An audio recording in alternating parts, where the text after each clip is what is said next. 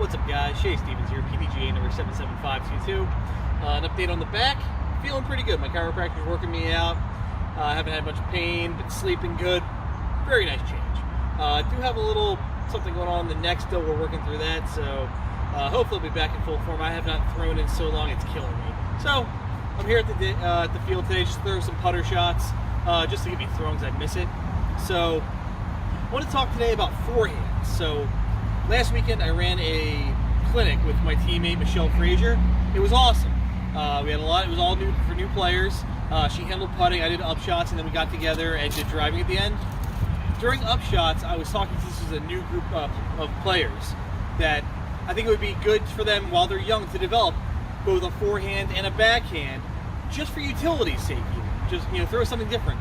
And something very interesting I found was the entire group was backhand dominant. Because traditionally we think forehand's much easier for newer players to pick up. They were all backhand players, and a lot of them struggled with forehand. Just the overall motion of it, they'd bring it back, bring it up behind their heads, and throw basically a baseball style throw. And was not good for upshots. Driving, not that great either. So it got me thinking: if I had to build a forehand from the ground up, how would I do it? So I kind of broke the mechanics down, and I think from my observations, a lot of those new players were trying just to do too much with it. It was kind of like doing like a full run up and a backhand right off the bat. A little too much for them. And even just doing a standstill upshot forehand was a bit much. So I thought, could I, task analysis, can I break this down into smaller pieces? So I want to talk about how can we break down a forehand so that you feel everything properly and build it up into a shot that you can use. So let's give it a shot.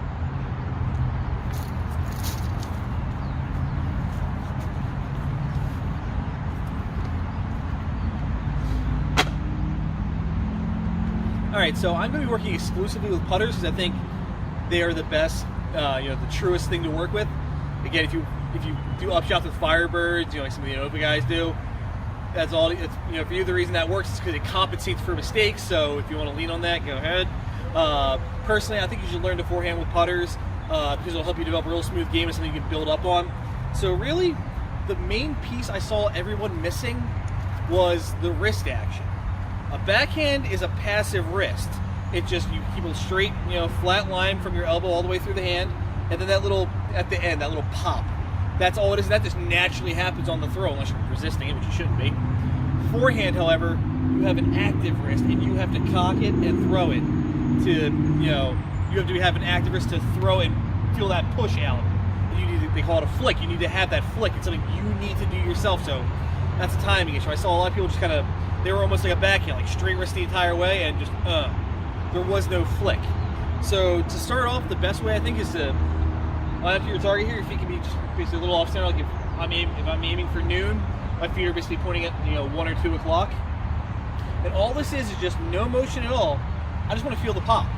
So what you do is you put the disc, you cock your wrist back, and you just work on snapping your wrist. And if you're doing this right, you will actually feel a drag almost. Like this disc is like holding behind, and then you shoot it forward, and you'll feel that snap. So it's all just this.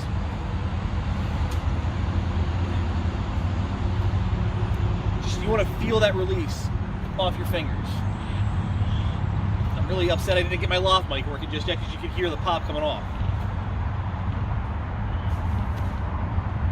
So you should feel that just little pop release, and I did nothing, and those went between 125, 150 feet, just all wrist. So I'll give you a back view of that. From the back.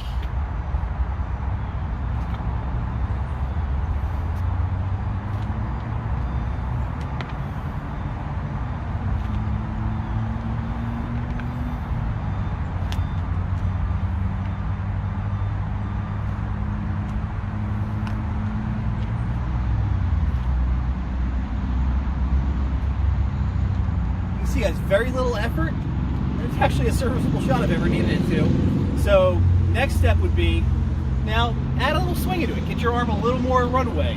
See if you can build up a little more power into that flick.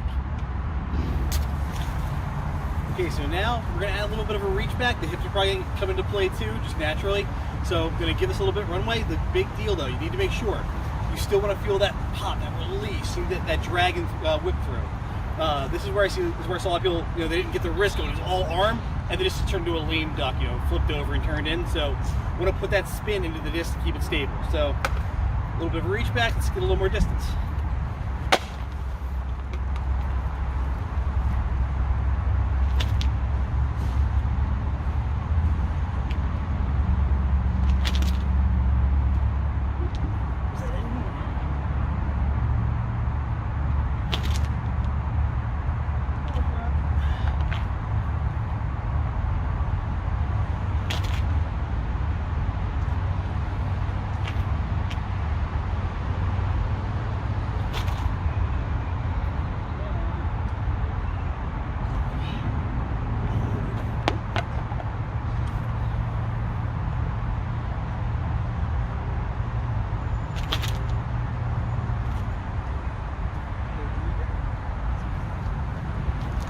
Okay guys, and to wrap it all up, I'm going to add one step into the throw. So we're going to add a little more power, but again, the big deal, make sure you have that lag with the wrist and feel that snap at the end.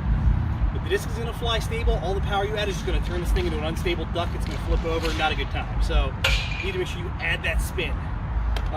With regard to the step on a forehand, I saw a lot of people trying to like time the throw with the step and did not go well. So my theory for it is, you want to throw, it's almost like your backhand. When you step and your toe touches, then you drop your heel. For the forehand, you want to step forward, come down on your heel, kind of roll into the shot, put that power, feel that hips, feel you're generating power from the back foot, come through and go up and into the disc. So I think it also helps if you have bad footing, you kind of step and you realize, oh, there's a root there, I need to stop. So hopefully save yourself an ankle and a stroke. All right, so a little bit of a reach back and one step.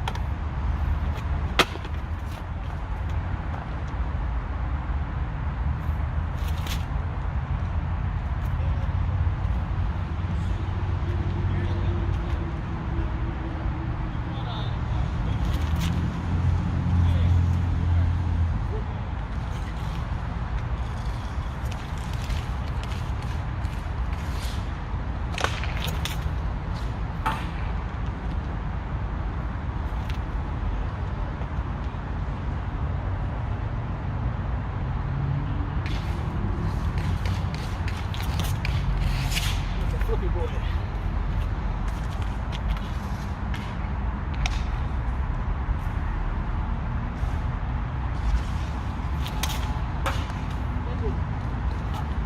Try to square goal.